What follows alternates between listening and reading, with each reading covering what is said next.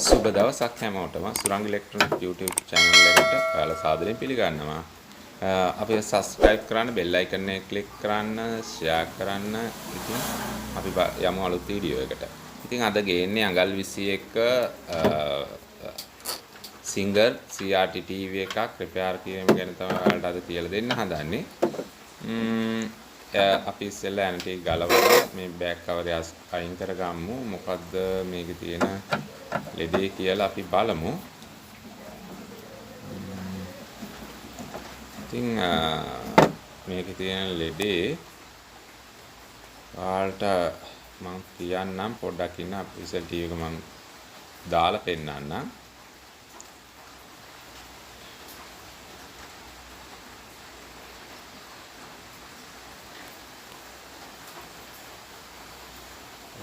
TV එක on කරාට පස්සේ අපි මෙන්න මේක තමයි මේකේ තියුණු ලෙඩේ. ටීවී එක ඔන් කරාට පස්සේ ස්ටෑන්ඩ් බයි ලයිට් එක ඔන් වෙලා නැවත ඕෆ් වෙනවා, ෂණිකව ඕෆ් වෙනවා. ඉතින් අපිට ඒක තමයි දකින්න ලැබෙන ලෙඩේ. ප්‍රොබ්ලම් එක මේක නම් තමයි. අපි ඒක රිපෙයාර් කරන්න හැටි බලමු. ඒ කියන්නේ ඔන් කරවහම ස්ටෑන්ඩ් බයි ලයිට් එක පත් වෙලා ඕෆ් වෙනවා. මුලින්ම අපි බලන්න ඕන මේකට ඒ කියන්නේ දැන් 110 line 110 supply එක හැදෙනවද කියලා බලන්න ඕන. මොකද ස්ටෑන්ඩ් බයි ඇවිල්ලා ඕෆ් වෙනවා කියන්නේ යම් කිසි ප්‍රශ්නයක් power supply කොටසේ තියෙනවා. මම ප්ලග් කරලා පොඩ්ඩක් බලනවා මොකද්ද වෙන්නේ කියලා. ෂණිකව ඇවිල්ලා ස්ටෑන්ඩ් බයි ඕෆ් වෙලා යනවා. ඉතින් අපි මේ රිපෙයාර් එක මොකද්ද කියලා බලමු. මොකද මේ power කොටසේ තමයි මේ ගැටලුව තියෙන්නේ. අපි ඉස්සෙල්ලා power supply එක රිපෙයාර් කරගන්න බලමු. සමහර විට primary කොටස හොඳ වෙන්න පුළුවන්, secondary පැත්තේ වෙන්නත් පුළුවන් ලෙඩේ තියෙන්නේ. නමුත් අපිට තීරණය කරන්න අමාරුයි හරියට. ඉස්සෙල්ලා මම කියන්නේ ඔයාලට මුලින්ම කියන්න තියෙන්නේ මේ වගේ දෙයක් තීරණය කරන්න කලින් ඉස්සෙල්ලම බලන්න ඕන physical damage තියෙද කියලා. මතක ඇතුව ස්මූත් ප්‍රධාන කැපැසිටර් එකේ වෝල්ටේජය ඉවත් කරන්න. මොකද මේ වගේ වෙලාවකට ඒ කැපැසිටර් ලෝඩ් කරගන්න සප්ලයි ලෝඩ් කරන් ඉන්න ඔයාලට ගොඩක් අවදානම් වෙන්න පුළුවන්. ඒක නම් අමතක කරන්න එපා. වොට්සිය බල්බයක් කරන් මම කලින් කියලාත් දීලා තියෙනවා. ඒක සප්ලයි එක ඉවත් කරන්න. හැම ඔයාලා ටීවී එක ඔන් කරන හැම වෙලාවෙම මේක ඉවත් කරන්න අපේ සප්ලයි එක හදා ගන්නකම්. අපි ඉස්සෙල්ලා බලමු ෆිසිකල් ඩැමේජ් මොනවද තියෙන්නේ කියලා. මොකද මම කියලා තියෙනවා ඔයාලට හැමතිස්සෙම බෝඩ් එකක් දිහා බලලා ලෙඩක් හදන්න කලින් ෆිසිකල් ඩැමේජ් කොහෙද තියෙන්නේ කියලා හොයන්න. මොකද ඒක අපිට ගොඩක් උදව් වෙනවා ලෙඩේ හදන්න. මොකද අපේ රිපෙයාර් එක කරන්න නම් අපි බලන්න ඕන හොඳටම බලන්න මේ කැපැසිටර් දෙකක් තියෙනවා ඉදිමිලා තියෙනවා. ඔයාලට පේනවද? ඕවර්ලෝඩ් වෙලා මේ කැපැසිටර් දෙක හයි ගිහිල්ලා තියෙන්නේ. දෙකම ඉදිමිලා. අපි ඉස්සෙල්ලම මේ කැපැසිටර් දෙක මාරු කරලා ඕන මොන දේ කරන්න සමහර විට මේ ලීඩේ හරියන්නත් ඉඩ තියෙනවා. ඉතින් යාළුවනේ අපි මේ දෙක කැපැසිටර් දෙක මාරු කරලා බලමු. මොකද සිංගර් TCL කියන්නේ power supply ගොඩක් දුරට එක විදියටම යන ටීවී. ගොඩක්ම අමාරුයි. බොහෝ අය තියෙන ගැටලුව තමයි මේ power supply එක රිපෙයාර් කරගන්න අමාරුයි.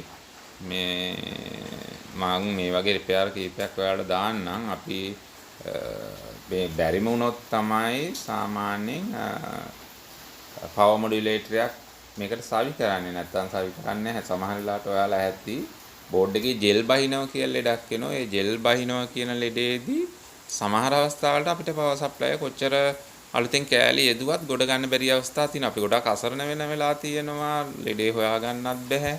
ඒ වුණොත් අපිට විශාල කාලයක් වැය වෙනවා. සමහර විට හදලා දුන්නම කස්ටමර් නැවත අපිට දොස් නගනවා. ඒක නිසා අර ගොඩක්ම හොයන්නම් බැරි තත්ත්වයක් ආවොත් අපිට යදාලා කෑලි ඒ කියන්නේ දා පාර්ට්ස් ටික රිමූව් කරලා ඒ වෙනුවට අලුතෙන් ඒව යෙදුවත් නිවැරදි නැත්තම් අපිට හිතන්න වෙනවා බෝඩ් එකේ ජෙල් බැහැලා තියෙන්නේ කියලා. මේ සිංගර් ටීවී ටිකක් අමාරුයි. සිංගර් TCL ටීවී රිපෙයාර් කරන්න ඒවයි සමහර ලෙඩ අපි හිතන්නේ නැති ඒවා එනවා. මම මේ කැපැසිටර් දෙක ඉවත් කරනවා. ඉවත් කළා අපි අලුතින් දෙකක් දාලා බලමු. සමහර වෙලාවට අපිට කැපැසිටර් ඉවත් කරලා අලුතෙන් දානකොට මේ ඒ අගයට වැඩිය පොඩ්ඩක් ඒ කියන්නේ වෝල්ටීයතාවය පොඩ්ඩක් වැඩි එකක් දාන්න. මොකද කඩේ තියෙන ඒවයි සමහර වෙලාවට අපි 16 කිව්වනම් සමහර වෙලාවට 16 දාටම වෙලාවට දාලා ටික වෙලාවෙන් පුපුරලා යන වෙලාව තියෙනවා ඩැමේජ් වෙනවා. ඒක නිසා වැඩිය හොඳයි ඒ වෙනුවට 25 වෝල්ට් හැබැයි අගය නම් 1000 නම් 1000ම දාන්න. ඒක වෙනස් කරන්න එපා. වෝල්ටීයතාවය පොඩ්ඩක් වැඩි වෙන එකක් දැම්මට කමක් නැහැ. මොකද කැපැසිටරේ කියන ධාරිතාවය නැහැ.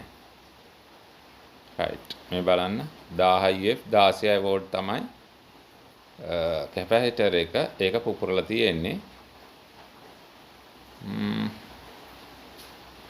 අපි ඒක චේන්ජ් කරමු. තව එකක් තියෙනවා මොකද දෙකක් තියෙනවා. මේ දෙකම ගලවලා ඉවත් කරන්න ඕන. ඉතින් මගේ එක වීඩියෝ එකකදී මම පවර් මොඩියුලේටර් එකක් හයි කරන සවි කරන්න ඇති මම මේ කියලා දීලා ඇති. ඒ මොකද ඒ බැරිම නිසා තමයි මට පවර් මොඩියුලේටර් එකක් සවි කරන්න උනේ.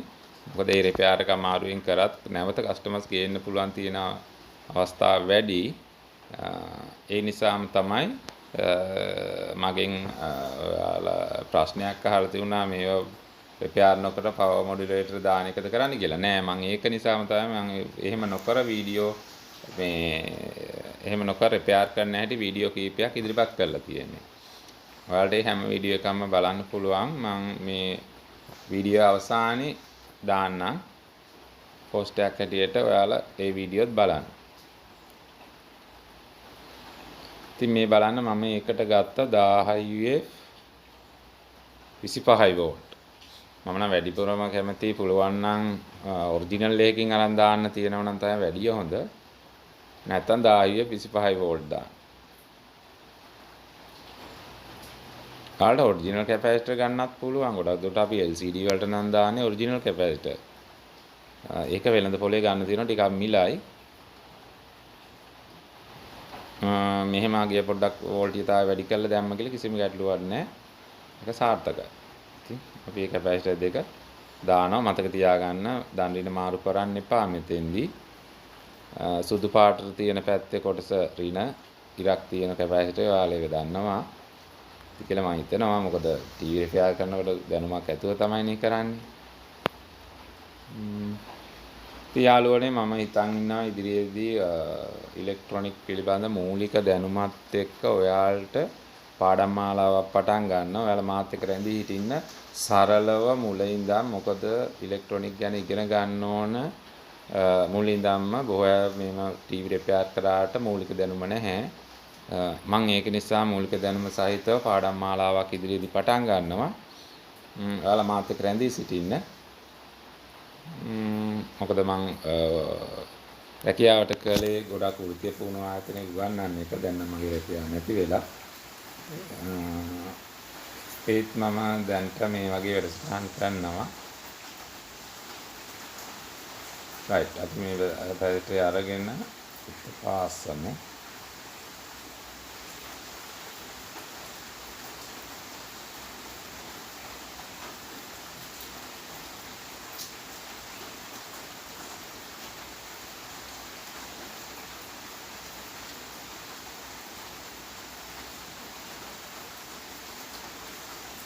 මගේ නම් අඬුව නම් පොඩ්ඩක් කැපෙන අඩුයි. අඬුව පොඩ්ඩක් මාරු කරන්න ඕන.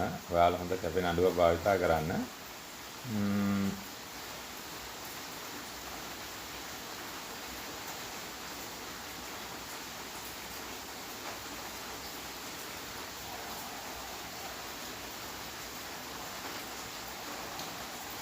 මේ හැමදේම කරනකොට මතක තියාගන්න ලොකු මේ මෙතන තියෙන ප්‍රධාන ස්මූත් කැපැසිටර් වෝල්ටීයතාවය අයින් කරගන්න.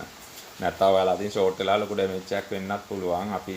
අපිටත් වැරදිලා හැම වෙනවා. ඒක නිසා සැලකිලිමත් වෙන්න. අනික විදුලි සැර වැදුනමත් හරි ඒක ටිකක් අපහසුයි මේකේ වෝල්ටීයතාවය දරා ගන්න අපිට.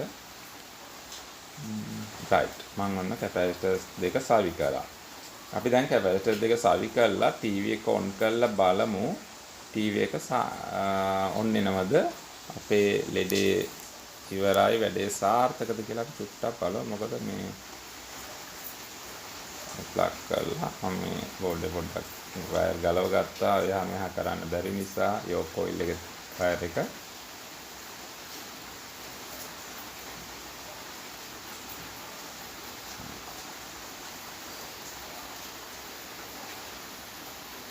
බෝඩ් එකේ ජෙල් බැස්සේ නැත්නම් අපිට මේ සිංගර් වල හදන්න බැරි ලෙඩක් නැහැ. හදන්න පුළුවන්. මගේ ජීවිතේ 100ට මං හිතන්නේ 50%කට ආසන්නව සිංගර් TCL තමයි රිපෙයාර් කරලා තියෙන්නේ.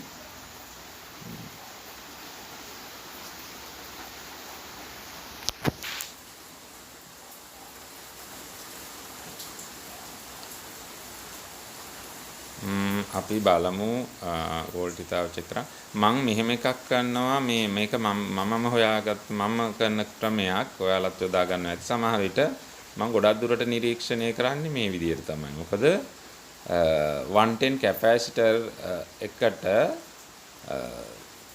ඒකේ ධනටයි ඍණටයි මම මෙන්න මේ වගේ වොට් 100 බල්බ් එකක් සම්බන්ධ කරගන්නවා. මේක තමයි මම භාවිතා කරන ක්‍රමය. මොකද සමහර වෙලාවට අපිට මල්ටිමීටරේ පෙන්නුවට ඒක සාර්ථක නැහැ. මොකද වෝල්ට් ඇම්පියර් එකක් අදිනකොට පවර් එක බ්ලොක් කරගන්නවා. ඒක නිසා ගොඩක් දුරටම සාර්ථකයි මේ ක්‍රමයට බලන එක.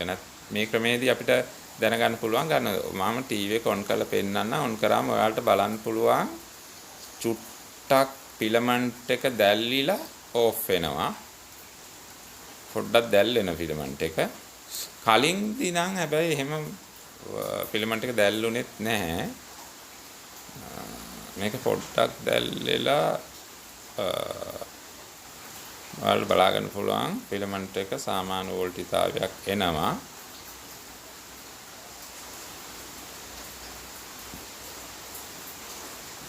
නෑ බලන්න පොඩ්ඩක් හොඳට බලන්න ෆිලමන්ට් එක දිහා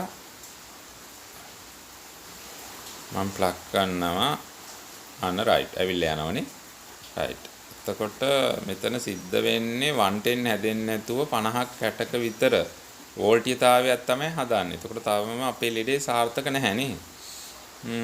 ලෙඩේ සාර්ථක නැති වෙන්න හේතුව මොකක්ද?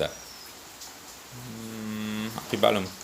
හැබැයි මට ඔයාලට තව දෙයක් කියන්න අමතකුණා. මේ හැම දෙයකටම වැඩිය මේ කරන්න කලින් ඔයාලා පවර් සප්ලයි කොටස හොඳට පාස්සලා ඉන්න ඕන. මතක තියාගන්න ඒක කරන්න. පවර් සප්ලයි කොටස පාහන්න ඕන. right මම ඒ කැපැසිටර් ළඟ තියෙන බල්බ් එක ඉවත් කරනවා.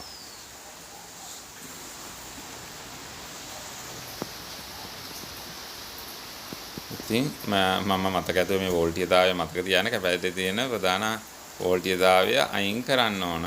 නැත්තම් විදුලි සැර වදිනවා කියලා මම ඔයාලට කිව්වනේ. ඒක මතකම ඇතුව කරන්න. ඉතින් මම මේකේ මට හිතෙන්නේ වෝල් 50 60 තියෙනකොටම මම අනුමාන කරනවා මේ වෝල්ටිතාවය හැදෙන්නේ නැහැ. මට තියෙන එකම සැකය තමයි 110 කැපැසිටර් එක. මොකද මම ඊට කලින් තියෙන අත්දැකීම් එක්ක තමයි මේක තීරණය කරේ 110 කැපැසිටර් එක චේන්ජ් කරලා බලන්න ඕන කියලා. යාළුවනේ මේකට හේතු වෙන ගොඩාක් තියෙනවා. 110 කැපැසිටර් නොවෙන්නත් පුළුවන්. නමුත් බොහෝ දුරට ඔයාලා මුලින්ම කරන්න මෙවැනි වගේ ප්‍රශ්නයක් ආව මතක තියාගන්න 110 කැපැසිටර් චේන්ජ් කරන්න. චේන්ජ් කරලා බලමු අපේ ප්‍රශ්නේ निराකරණය වෙනවද කියලා.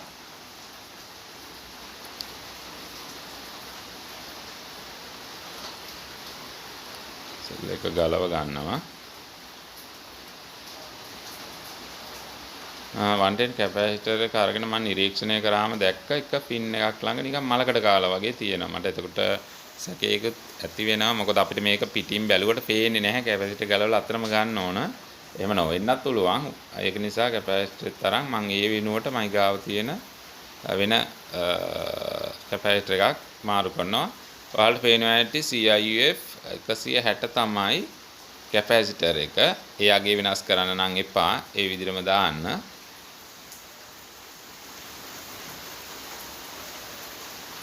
ඔයාලා CIF වලට 220 දාලා වගේ වැඩ කරන්න එපා. පොඩ්ඩක් එහෙම ගැලපෙන්නේ නැති වුණොත් වෙන අවදානමකට ටීවී එක ලක් වෙන්න පුළුවන්. ඒක නිසා ඒ අගෙම දාන්න බලන්න. අතෙන්ට කරාට ඒ වැඩේ මෙතෙන්ට නම් කරන්න යන්න එපා. මම මේ වැඩ කරනකොට කරපු දෙයක් තමයි ඔයාලට මට ඒක පෙන්වන්න බැරි වුණා. මේ 110 කැපැසිටර් එකෙන් එන වෝල්ටීයතාවය යනවා ප්ලයි බෑක් එකේ පින් එකට. එතන යන්නේ රෙසිස්ටරයක් කරහා. ඉතින් මේක අඩු වගේක් යුතු රෙසිස්ටරයක්. ඉතින් ඒ රෙසිස්ටරේ සාමාන්‍යයෙන් එක පින් එකක් ගලවනවා. ගලවල තමයි මම මේක චෙක් කරන්නේ. මොකද සමහර විට අපි දන්නේ නැහැ ප්ලයි බෑක් වල ෂෝට් වුණත් මේක වෝල්ටීයතාවය අඩු වෙන්න පුළුවන්. ඒක නිසා මතක ඇතුව ඒ රෙසිස්ටරේ ගලවන්න. රෙසිස්ටරේ ගලවල තමයි අපි මේ දේ කරන්න ඕනේ. මොකද නැත්තම් අපි වැරදි අවබෝධයකට යනවා. ප්ලයි කොටසේ හෝ යම්කිසි ෂෝට් එකක් තිබුණොත් ඒ වෝල්ටීයතාවය මේ පහළ බසිනවා. නැත්තම් පවර් හැදෙන්නේ නැතුව යනවා. ඒක නිසා අපි මතක ඇතුවම ප්ලයි එකට යන බීදන වෝල්ටීයතාවය කට් කරගන්න ඕනේ. යම් කිසි ෂෝට් එකක් ඉදිරිය ආවොත් ආරක්ෂාවට තමයි එතන රෙජිස්ටර් එකක් තියෙන්නේ. ඒ වුණත් ඒක පිලිසි යන වෙලක් තියෙනවා. ඒකත් ලෙඩක් වෙන්න පුළුවන්. එච් අවුට් එහෙම ෂෝට් වුණාම ඔයාලා දැකලා ඇති මේ රෙජිස්ටරේ පිච්චෙනවා. මම 110 කැපැසිටර් එතනට සවි කර ගන්නවා. right සවි කරගත්තා. ඉතින් ස්කිප් නොකර මගේ වීඩියෝ එක බලන්න කියලා මම ඉල්ලා සිටිනවා. මොකද ඔයාලට හැමතිස්සෙම මම වීඩියෝ එක මොනවා හරි අලුත් දෙයක් කියලා දෙන්න බලනවා. ඒක නිසා ස්කිප් නොකර මගේ වීඩියෝ නරඹන්න.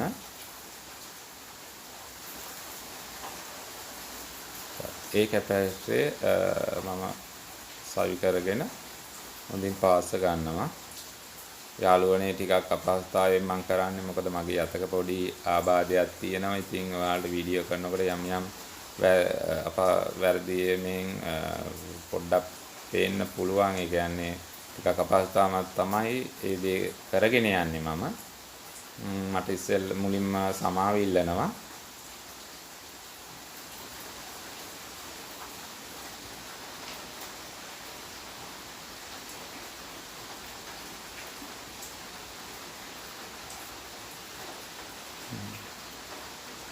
ඊට පස්සේ අපි මීටරේනුත් වෝල්ටීයතාවය ටීවී එක ඔන් කරලා මල්ටිමීටරෙන් අපි චෙක් කරමු.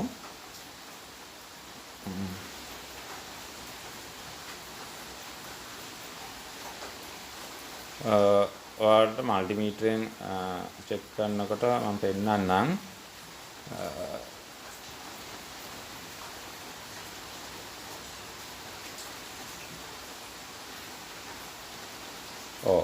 ඔයාලට පේන ඇති 110 සප්ලයි එක දැන් හොඳින් එනවා.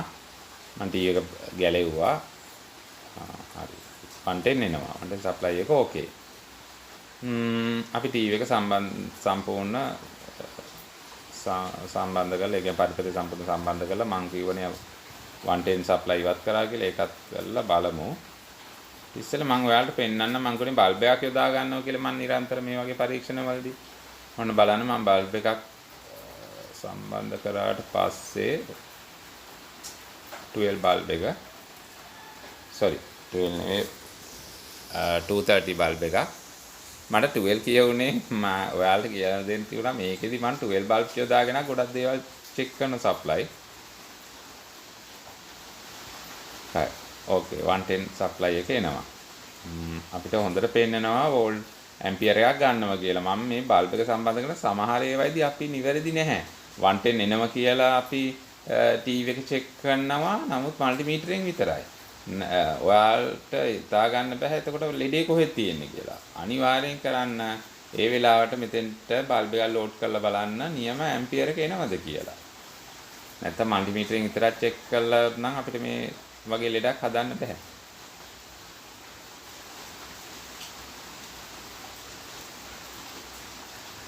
මම නැවත ඉල්ලලා සිටිනවා අපිව subscribe කරන්න, bell icon එක click කරන්න.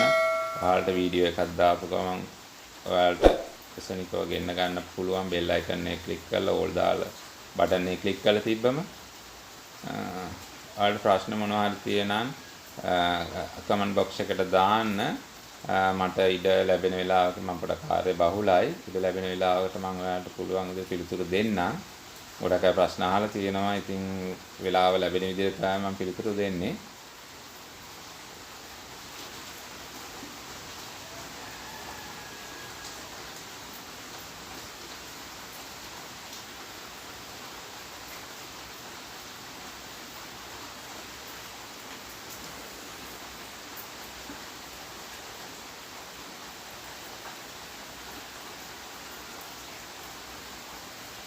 ඔයාලා දකින්න ඇති අර රෙජිස්ටරෙත් මම සම්බන්ධ කරගත්තා ෆ්ලයි එකට යන.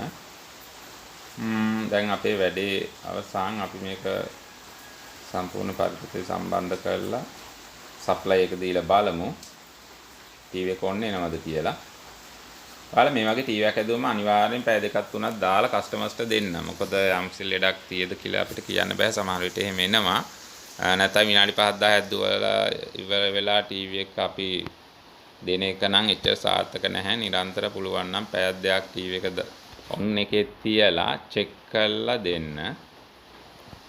ඉතින් මම ටීවී එකට සප්ලයි දෙනවා දීලා බලන්නම් මොකද වෙන්නේ කියලා. මොකද මේ සියලුම වයර් සම්බන්ධ කරන්න තමයි අපිට අමතක වෙන්න පුළුවන් වයර් මොකද ගලවලානේ තියෙන්නේ.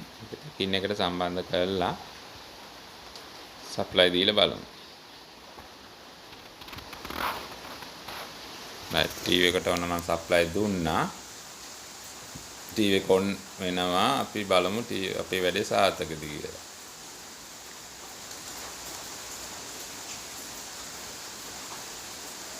ඉතින් යාළුවනේ අපේ වැඩේ සාර්ථකයි. මේ වගේම අලුත් වීඩියෝ එකකින් ඔයාලා මම හමු වෙනතුරු රැඳී සිටිය ඔබ හැමෝටම ස්තුතියි.